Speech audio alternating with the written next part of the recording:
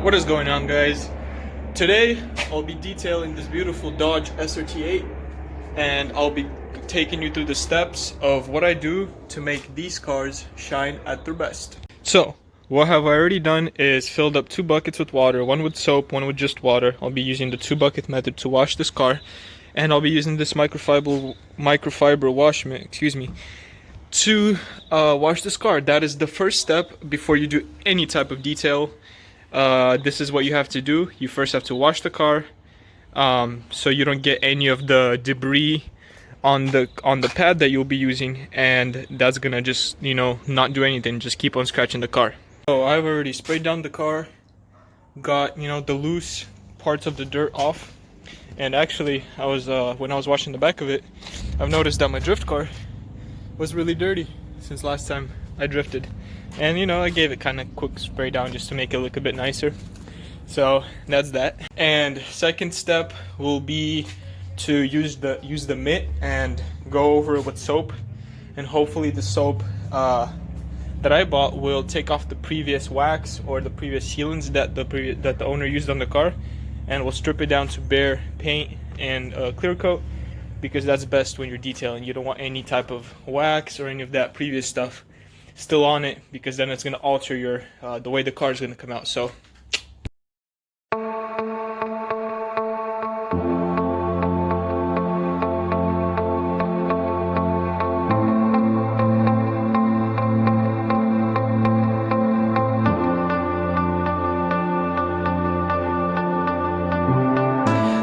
I went through the whole car and I completely washed it with the wash mitt, and I got all the surface dirt that's been caked on off. And here's why I like to use the 2-bucket method to wash the car, because this is the water that would rinse my mitten. It's really dirty, trust me. You can't see it because of the soap, but it's really dirty. This water, on the other hand, is clean. And so if you were not to have that bucket, you would just get all the grime and all the dirt that you just took off the car, and it's on the mitt. Instead of washing it, you would put it back on the car and scratch the paint. Now in this case, I could have used the 1-bucket method, but since I'll be paint correcting the car anyway. But ultimately, if you're just washing the car at home in your garage, whatever, 2 buckets is the way to go.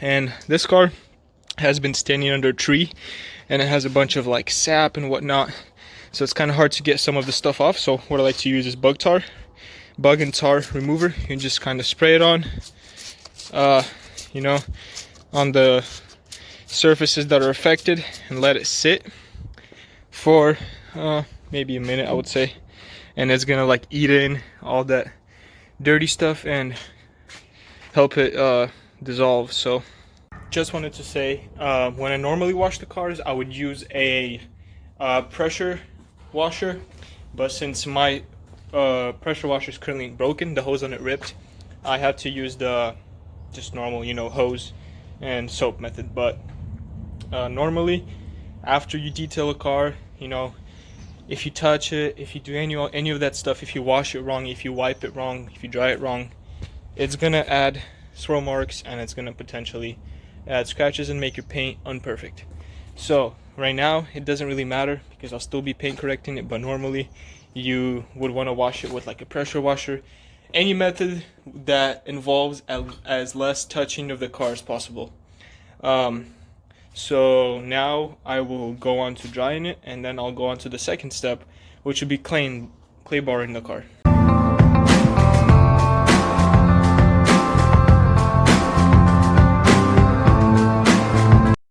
So if you notice behind me, I had to move the couch because this car is way too long to fit and for me to actually comfortably work around and do my job right. So I just wanted to show you guys what products I'm going to use. So first off, this is the soap I use.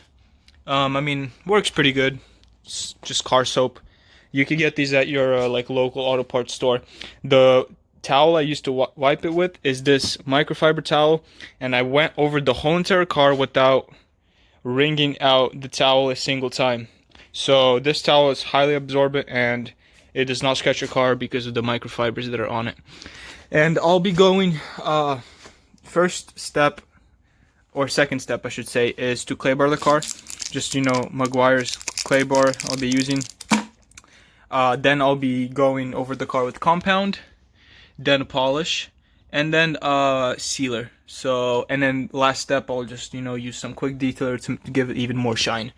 And then this is for the compound, or no, this is for the compound, this is for the polish, and then this is for the sealer.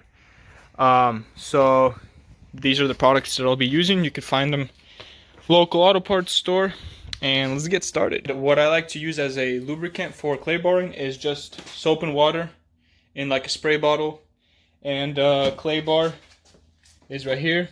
And number one rule about the clay bar is if you drop it, you have to get a new one. There is, because the clay bar is so picks up all the dirt and all of the particles that are maybe unseen to the naked eye.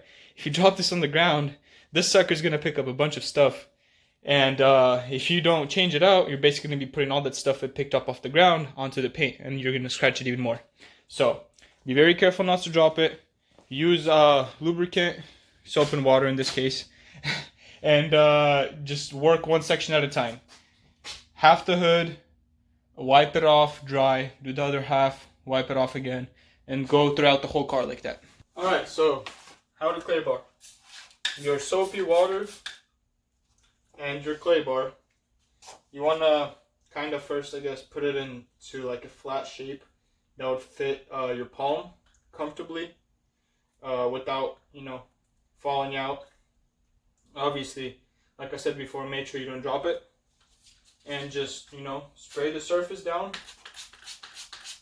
and just move into motions like this, and you will, right off the bat after going, you will see residue on the clay bar, and the paint that you just went over will become smoother. So right off the bat, just off the hood, this is unseen to the naked eye. This is what you don't see, and this much dirt already came off, and I've only done this little section of the car. So can you imagine how much dirt and grime is going to come off after I finish the whole entire car? I might even have to use 2 clay bars. So that's the process, and I'm going to do the whole entire car right now, and yeah, we'll go on to the next step after that. Forgot to mention, once your clay bar gets dirty, just flip it over and, you know, start with the clean side. Once it gets really dirty, if your car is really bad, the clay bars that I bought came in 3 packs, so, you know, when you feel like it's time for a new one, just get a new one. But maybe 1 is enough, we'll see. So after clay barring it, you want to just get a microfiber towel. You're going to need a lot of microfiber towels, but for the whole car, by the way. So you want to just wipe off whatever soap and whatever's left on the car. Make it nice and clean. And try to wipe it off as soon as you're done with the section that you're doing, so it doesn't dry off. Because once it does, it's going to be a lot harder to wipe it off. So for the paint cutting step, you have your pad, and you have, or at least the polisher that I have is a 7-inch variable speed Drill Master sander / polisher. And so what you want to do is obviously get your pad, try to center it as much as you can on the actual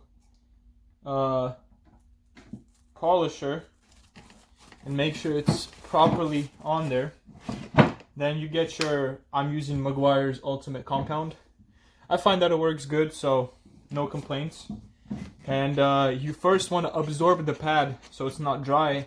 This way the pad will not break apart and it will last you longer. So put a good amount on there. I would say like this much. And what you want to do with this is actually rub it inside the pad so it gets absorbed. Because from the box, the pad is really hard, and you want it to become soft so you don't damage the paint. And you just go around the whole entire pad, rubbing in the compound. If you need more, just add more. And you want to do this with every pad that you use. And you kind of want to have the whole entire pad the same exact color. As you can see, the edges are kind of still not absorbed. So you want to go around the whole pad So, to get started, you want to get more compound and place a couple of dots on each side of the pad. Not too big, not too small, about right there. And you want to get your cord for the polisher and put it over your shoulder so that way you don't hit the rest of the car and scratch it up even more. And just, work sections, go slowly, take your time, but make sure you don't hold it in one spot for too long. And when you start off, I'm going to go on a slow setting first, and to kind of get the compound all over the car, because you don't want to go on a high setting, because that way you're just going to splatter around the whole car and just make a huge mess. So start off with a slow setting. After you've spread the compound over the whole area that you're going to be working on, then you want to kick it up a notch and go to the high setting and do the actual work on the high setting. So I'll show you how it's done. So what I like to do first is just kind of tap it. I'm going to do like half the hood first. You want to tap it and kind of like spread the compound, the area that you're going to be working on. Put it on the low setting. I like to use number 2 on this particular machine, and just start. So start off slow.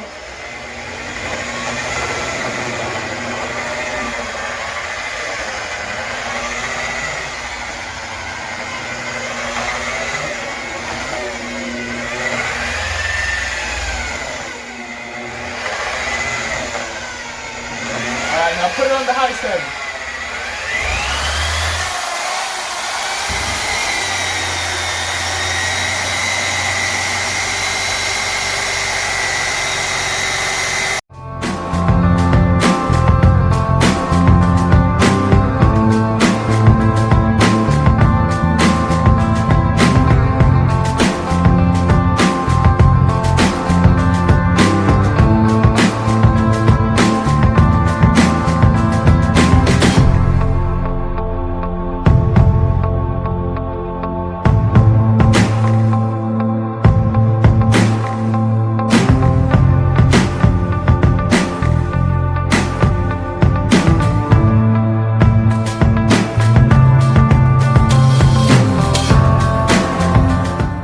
To just mask everything off to make the job at the end easier.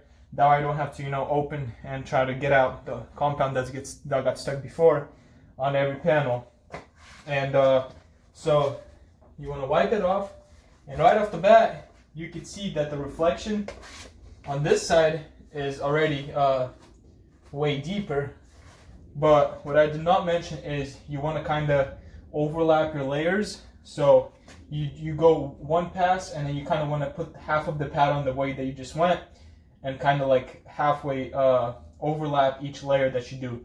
And when you're doing compound, when you're actually cutting the clear coat, you kind of want to hold it, give it a bit of pressure, but not too much, so the machine still spins freely. And then when you actually polish, you want to kind of let off a little bit and not give too much pressure. Continuing on with step number 2 of actually buffing the car. It's going to be exactly the same process pretty much, except you're going to be using now polishing pad, and instead of compound you're going to be using polish. Same exact step. Work one section at a time, overlap your passes, and try not to hold the machine in one place for too long, or else you're going to leave buffer burns. And just go over exactly like you just did, but with different compound and with a different pad.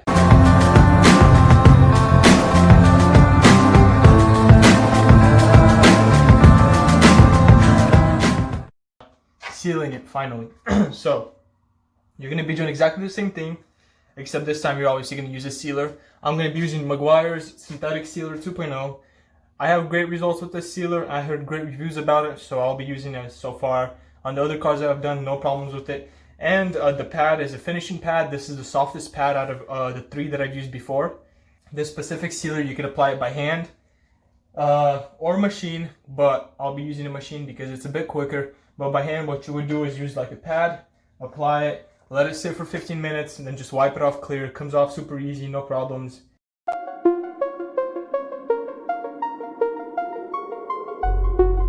Alright guys, quick tip. My favorite part to start detailing, like the panel, would be the roof. I did the hood just for example because it's easy to do and it's at a good flat surface. But when I'm not filming and I'm detailing a car, my favorite place to start is the roof because let's say you've already detailed the doors, the fenders, every part of the car, and you leave the hood for last. And then you step on your stool, and then you have the wire from the machine dangling around, and it's hitting the side of the door, and you're just adding more and more scratches to the surface that you've already finished detailing. And then what turns out at the end is you actually have to go and go over that surface again because you've left scratches. No matter how careful you are, I've been there, I've done that. It's just better to start from the hardest part, which is the roof, because you got to reach, and it's just the hardest panel to do. Just start from the roof and work your way down. I like to do the bigger panels first, the roof, then the hood, then the fenders, and kind of work your way back towards the car, the doors, the trunk, and then leave the bumpers for last because the bumpers are usually the most dinged up, and it's like the part of the car that nobody kind of really looks at first. People look at your hood first, because it's like the biggest part. Yeah, just kind of start from the top of the car and work your way down. Forgot to mention, after I'm done with applying compound and polisher, I like to go over with the flashlight. If the paint is black, you usually don't have to turn off the lights, but since this paint is silver, it's kind of hard to see the swirl marks. I turn off the lights and I go over with the flashlight to see any spots that I might have missed. And if I did miss a spot, quickly just go over it. But that's just a quick tip for you guys. Use a flashlight to find them swirl marks. It's been a couple of days already. Exactly 1.5 days. So I finished the whole entire car using the compounded it first, polished it first, went over with a finishing pad using sealer. And what I like to do in the end as like a extra step is to actually go again over with the sealer, except not using a machine but using an applicator pad, and first applying the sealer around the whole car. Start off with the fender, you go around, and you're supposed to let it dry for 15 minutes, but by the time you start with the fender and go around the whole entire car, it will be more than 15 minutes. So you basically start with the fender, go around, and as soon as you come back to the starting point, you already have to start wiping it off. And you wipe it off with a normal microfiber towel, and it leaves a very nice shine and an extra protective layer. So that's that.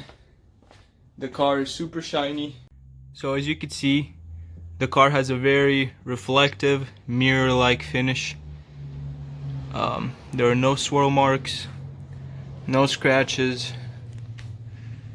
And the key to maintaining paint like this is obviously to wash it properly and to dry it properly. To wash it, you would never want to go around automatic car washes, or the best way to maintain paint in this condition is to wash it by hand and wiping it with a microfiber towel in straight or horizontal motions. You never want to wipe it down, swirling around, because that's actually what also leaves swirl marks. And yeah, here's the finishing result. And I will put some before and after shots